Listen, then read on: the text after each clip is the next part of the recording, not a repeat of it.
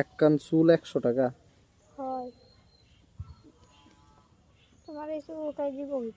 হ্যাঁ, তেল লেগে তো তোর কাছে আইছি। একখান চুল যদি তোর 100 টাকা দেই, তাহলে আমার বাপের বাড়ি তো বেচে আনা লাগবে। ঘরটা ছাদও দেওয়া যাবে না তাহলে।